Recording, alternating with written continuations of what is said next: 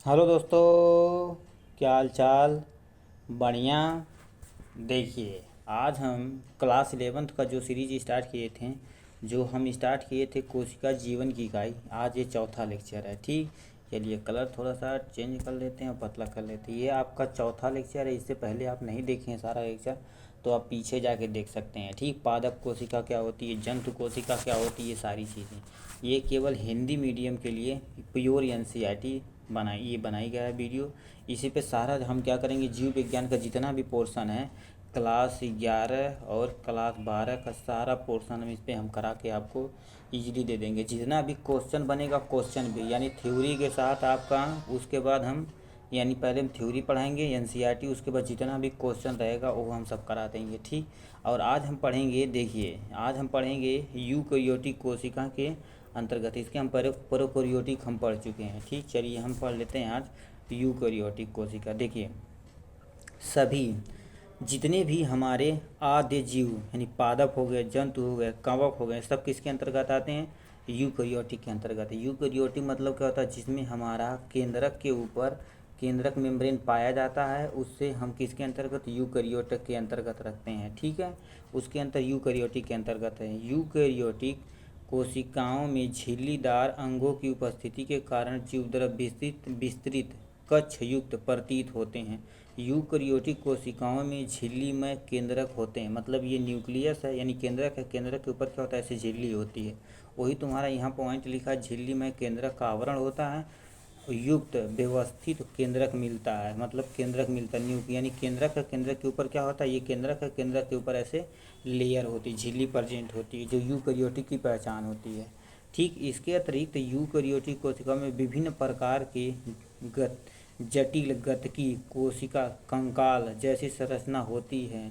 इनके अनुवांशिकी पदार्थ गुणसूत्रों के रूप में व्यवस्थित होते हैं। गुणसूत्र मतलब क्या होता है, हम यहाँ से क्रोमोसोम के बारे में, यूकैरियोटिक यदि कोशिका है तो उसमें हमारा क्या पाया जाएगा, क्रोमोसोम पाया जाता है, जो एक जनरेशन से दूसरे जनरेशन पे जाता है। ठीक, एक पीढ़ी से दूसरी पीढ़ी में जाता है, यही क्रोमोसोम से होता है। ठीक, गुणसूत्र के आधार पर माना जाता है।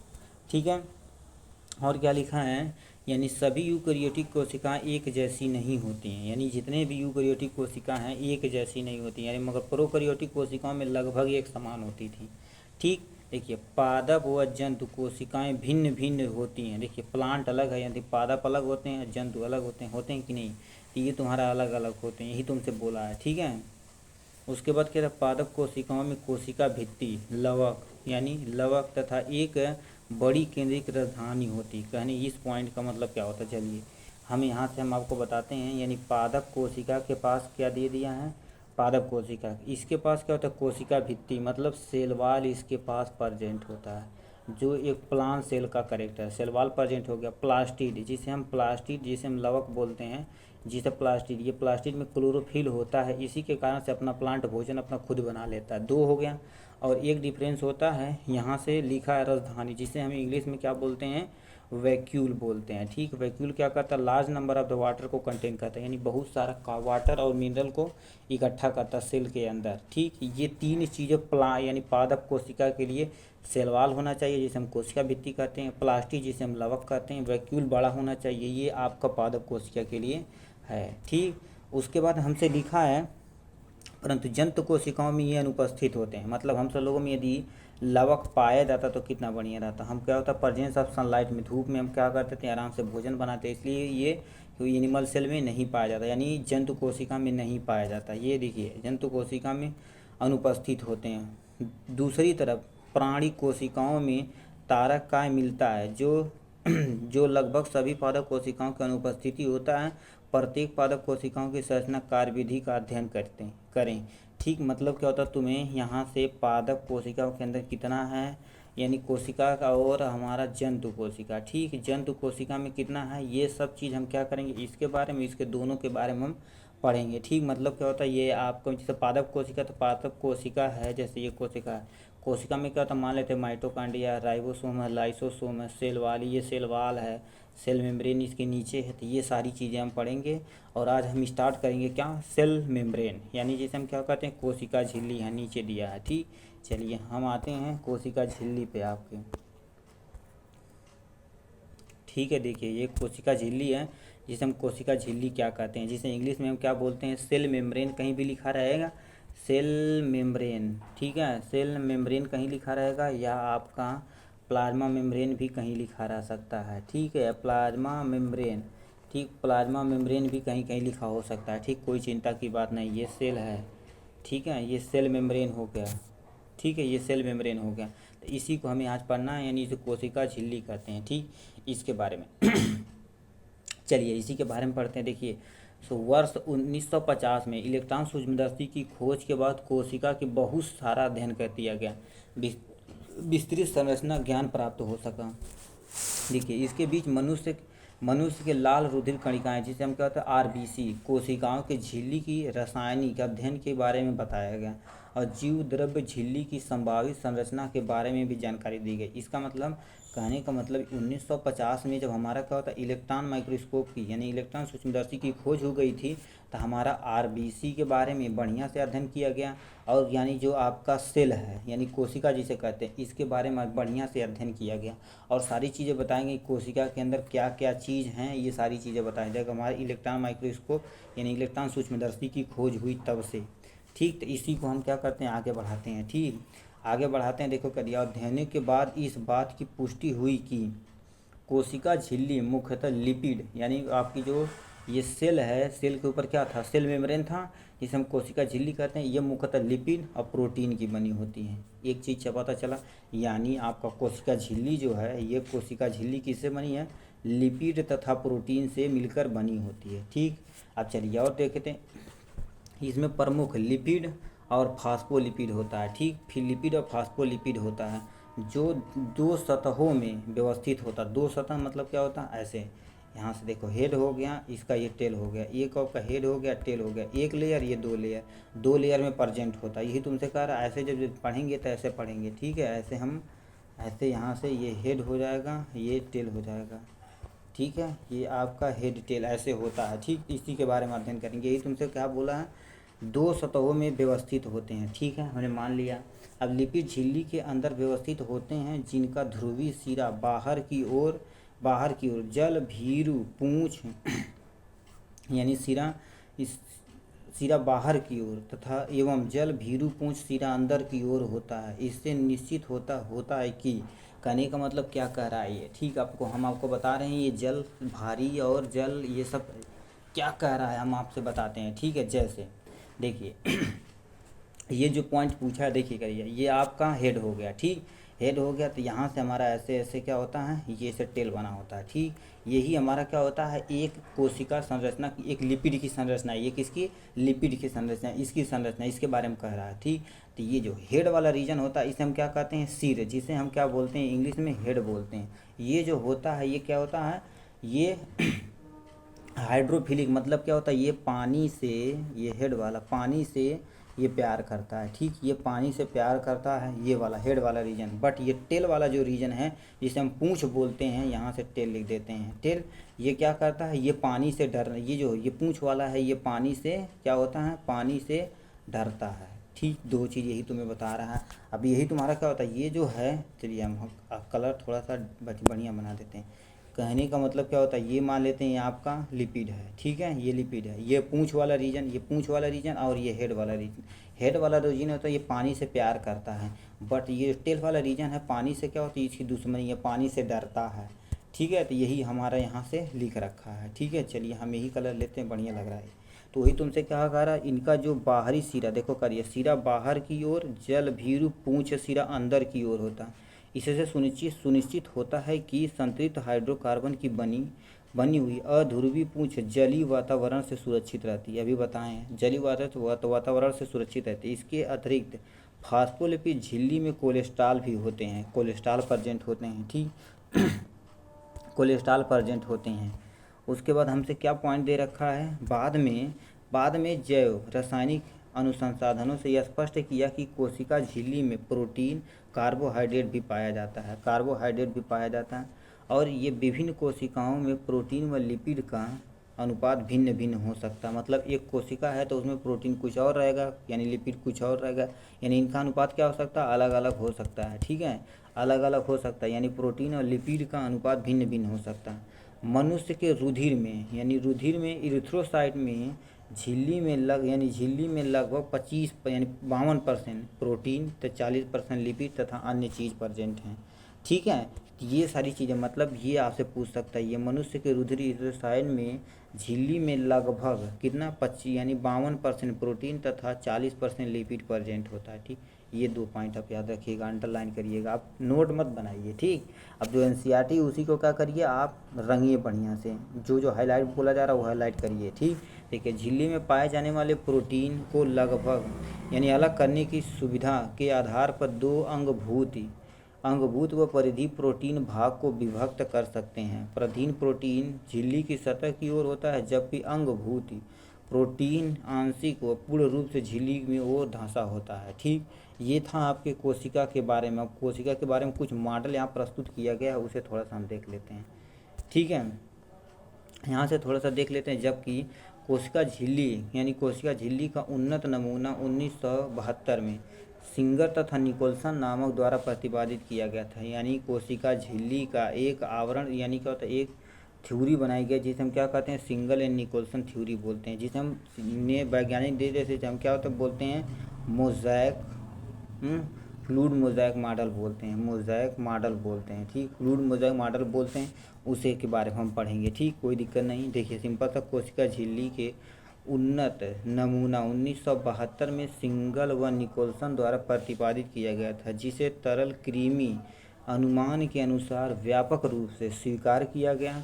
इसके अनुसार क्या था, लिपिड अर्धतरीय प्रकृति के कारण से फास्फोलिपिड द्विसतही के भीतर प्रोटीन के पास्तिक गति होती है, और हमारा झिल्ली के भीतर गति करने की क्षमता उसकी तरलता पर निर्भर करता है। ये हमें बताया गया किसके बारे में, यानी 2 वैज्ञानिकों के बारे में। ठीक, 2 वैज्ञानिकों के बारे में क्या क्या बताए थे। और यहाँ से नीचे आपका क्या देखो, प्रोटीन, ये आपका जो है संरचना इसे दे दिया गया है। ठीक, यहाँ से देखिए आप, ये है संरचना आपका, ये एनसीईआरटी का टाइप देखो करिए, फास्फोलिपिड द्विसतह। यहाँ देखो करिए, फास्फोलिपिड द्विसतह मतलब क्या होता है, एक लेयर देखिए नीचे है और दूसरा लेयर ऊपर है। ठीक, इसे द्विसतह बोलते हैं। उसके बाद हमारा क्या होता है, यहाँ देखो इंटीग्रल प्रोटीन बीच में रखा हुआ है।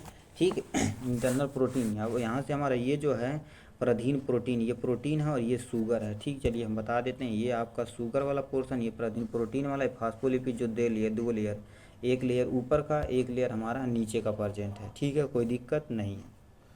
उसके बाद कोलेस्ट्रॉल के बारे में बताया गया था। कोलेस्ट्रॉल देखिए यहाँ पर नीचे देखो, कोलेस्ट्रॉल क्या होता है, एक तरह का आपका स्टेरॉल होता है जो एनिमल सेल में देखने को मिलता है। ठीक, एनिमल सेल में यह आपका ये कौन सा मॉडल है, फ्लूइड मोज़ैक मॉडल। देखिए कहते जीव द्रव कोशिका बीज के तरल कृमि यानी कृमिक नुमा होता है, जिसे हम क्या कहते हैं, फ्लूइड मोज़ैक मॉडल इंग्लिश में बोलते हैं। ये था मॉडल पूरा प्योर एनसीईआरटी का। ठीक है, अब एनसीईआरटी आप याद रखिएगा।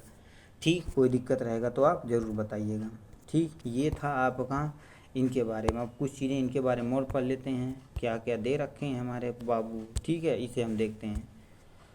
देखिएगा, झिल्ली की तरली प्रकृति इसके कार्य जैसे, यानी कोशिका वृद्धि, यानी ये क्या हम करता क्या, तो कोशिका वृद्धि होगा, अंतर कोशिका संयोजन का निर्माण हो गया, श्रवण हो यानी कोई चीज़ का सिक्रीशन करना रहे तो इसके लिए हो सकता है। अंतर कोशिका विभाजन आदि के पुष्टि में बहुत महत्वपूर्ण होता है। कौन, सेल मेम्ब्रेन, जिसे कोशिका झिल्ली बोल रहे थे हम। देखिए जीव द्रव झिल्ली का सर्वाधिक महत्वपूर्ण कार्य यह है कि इससे अणुओं का परिवहन होता है। मतलब क्या होता है, कोई अणु या आयन है वगैरह है तो इससे क्या करेगी, एक जगह से दूसरे जगह ले जाने में काम करता है कोशिका झिल्ली। ये हमारा एक फ़ायदा हो गया। ठीक है, ये हो गया। अब देखिए, ये झिल्ली उसके द्वारा दोनों तरफ मिलने वाली अणुओं के लिए चयनित पारेगम होता है।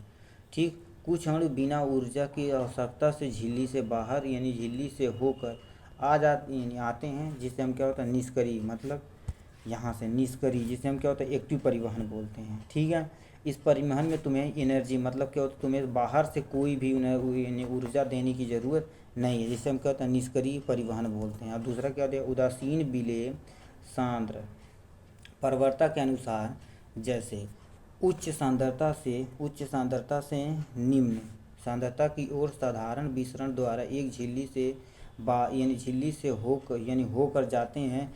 जल की इस झिल्ली की उस सांद्रता के निम्न सांद्रता की ओर रहता है। विसरण द्वारा जल का प्रवाह को हम परासरण बोलते हैं। ठीक, परासरण या परासरण में ऑस्मोसिस। ठीक है, ऑस्मोसिस। अब ऑस्मोसिस कई दो तरह के होते हैं, यानी परासरण दो तरह के होता है। एक होता है इंडो ऑस्मोसिस अंतः परासरण, एक होता है बाह्य परासरण। दो परासरण होता है। ठीक, मगर हम देखिए यहीं अभी पढ़ा देंगे आपको, कोई दिक्कत है नहीं। दिक्कत यदि रहेगा तो बताइएगा। ठीक, यहाँ से चलिए, यहाँ से हम कर लेते हैं इसे। देखिए क्या दिया, चूँकि ध्रुवीय अणु जो अध्रुवीय लिपिड द्विसतह से होकर नहीं जा सकते हैं, उन्हें झिल्ली से बाहर परिवहन के लिए झिल्ली के वाहक प्रोटीन की आवश्यकता होती है। यानी बाहर से प्रोटीन है उसकी आवश्यकता होती है। ठीक, अब क्या दिया, कुछ आयन व अणुओं का झिल्ली से होकर परिवहन उसकी सांद्रता प्रवणता के विपरीत, जैसे निम्न से उच्च सांद्रता की ओर होती है। इस प्रकार के परिवहन हेतु ऊर्जा के आधारित प्रकृति होती है, जिसे हम क्या होता है एटीपी के फॉर्म में स्टोरेज करते हैं। अब कोई पूछे एटीपी क्या होता है, एडेनोसिन ट्राइफॉस्फेट। दोबारा बता रहे हैं, आप लिख लीजिए एडेनोसिन ट्राइफॉस्फेट, ऐसे करके यहाँ से साइड में एनसीईआरटी के लिख लीजिए। ठीक, उपयोग होता है जिसे हम सक्रिय परिवहन बोलते हैं। ठीक, जिसमें एटीपी की खर्चा होती है उसे हम सक्रिय परिवहन बोलते हैं। जैसे कहते हैं यह पंप के रूप में कार्य करता है, जैसे सोडियम पोटेशियम पंप होता है। अब तुमसे पूछ सकता दो ये क्वेश्चन, ये सक्रिय परिवहन होता है, इसमें क्या, उसमें जो कार्य होता है एटीपी के फॉर्म में, जो एनर्जी होती है उसके फॉर्म में होता है। उसी एग्जाम्पल कौन सा बताएगा, सोडियम पोटेशियम पंप जिसे हम बोलते हैं, इसके बारे में आप टोटली बताइएगा। ठीक, कोई दिक्कत रहेगी तो आप बताइएगा। ये कहाँ चला गया जी। ठीक, ये था आपके बारे में, यहाँ से तू कहाँ जा रहा है भाई।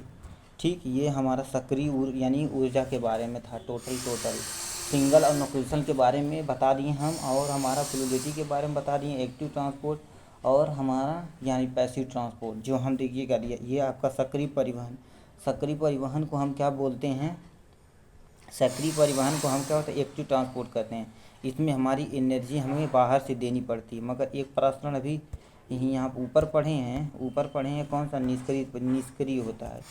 ठीक, ये आपका कहाँ चला जा रहा भाई तू। ठीक है, चलिए अब देखते हैं। ठीक, ये निष्क्रिय परिवहन होता है। इसमें हमारा क्या होता है, जिसे हम पैसिव ट्रांसपोर्ट करते हैं, ये हाई कॉन्सेंट्रेशन से लो कॉन्सेंट्रेशन की तरफ मूव करता है। इसमें ज़्यादा हमें एनर्जी देने की आवश्यकता नहीं पड़ती है। ठीक है, अब ऑस्मोसिस क्या होता है, एक तरह का स्पेशल टाइप ऑफ डिफ्यूजन होता है जो हायर कॉन्सेंट्रेशन से लोअर कॉन्सेंट्रेशन की तरफ मूव करता है। ठीक, ये था आपका टोटल इसके बारे में। अब देखिए हमारा ये यानी कोशिका झिल्ली खत्म हो गई। ठीक, इस पे बाद हम आएंगे कोशिका भित्ति पे। ठीक, कोशिका भित्ति हम थोड़ा सा आपको बता देते हैं। कोशिका भित्ति देखिएगा, ये कोशिका भित्ति जिसे हम क्या कहते हैं, ये सेल वाल बोलते हैं। ठीक, ये प्लांट सेल का सबसे यानी पादप कोशिका का सबसे मोस्ट इम्पोर्टेंट कैरेक्टर है कोशिका भित्ति। ठीक, इसे आप याद रखिएगा। क्या क्या याद रखिएगा इसे हम आपको बता देते हैं। ठीक, कितना मिनट हो गया, चलिए अभी तो टाइम बहुत है। ठीक, देखिए क्या दिया, ये दी आपको याद ही होगा कि आप कवक पौधे तथा जीवद्रव्य झिल्ली के बाहर से यानी बाहर पाए जाने वाली निर्जीव आवरण के कोशिका भित्ति कहते हैं। मतलब क्या होता है, एक सेल है, सेल के ऊपर जो ये बाहर वाला लेयर पाया जा रहा है इसे हम क्या कहते हैं, कोशिका भित्ति कहते हैं, जो एक निर्जीव होता है। कोई दिक्कत नहीं है। ठीक, तो कोई दिक्कत नहीं है। कोशिका भित्ति कोशिका को केवल क्या करता है, कोशिका को केवल